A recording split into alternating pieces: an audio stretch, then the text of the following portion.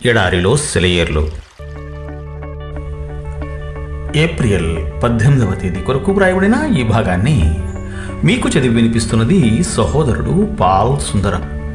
ఆయన నీ కార్యము నెరవేర్చును. 37వ కీర్తన 5వ చరణము. ఒకప్పుడు నేను అనుకునేదాన్ని, ఒక విషయం గురించి ప్రార్థన చేసిన తరువాత ఆ విషయం నెరవేరడానికి మానవపరంగా నేను చేయగలిగినదంతా చెయ్యాలి అని. అయితే దేవుడు సరైన మార్గాన్ని బోధించాడు. ఎలాగంటే, నేను చేసే ప్రయత్నాలు ఆయన పనికి ఆటంకాలు తప్ప మరేమీ కాదని, ఒకసారంటూ ప్రార్థించి తప్పకుండా అది జరుగుతుందని నమ్మినట్టయితే ఆత్మలో స్తుతులు చెల్లిస్తూ వేచి ఉండాలని, ఆయన ఏదైనా చెప్తే చెయ్యాలని. కానీ చేతులు ముడుచుకుని కూర్చోవడం, ఏమీ చేయకుండా కేవలం దేవుడి మీద భారం వేసి ఊరకుండటం మనకి రుచించదు.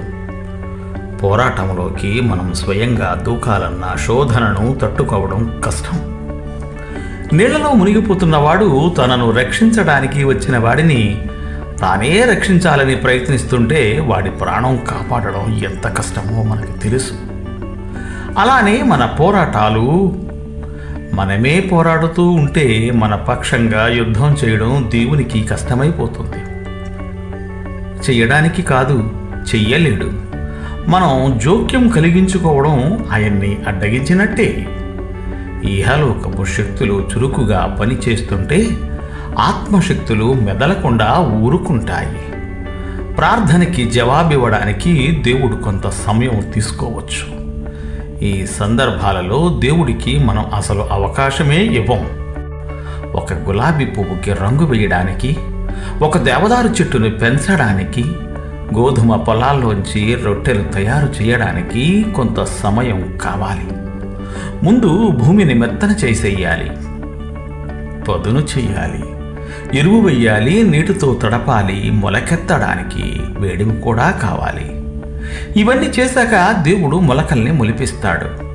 వాటికి ఆకుల్ని, కంకుల్ని అమరుస్తాడు. చివరికి కొంతకాలం గడిచాక ఆకలి కడుపుకి రొట్టెలు తయారవుతాయి.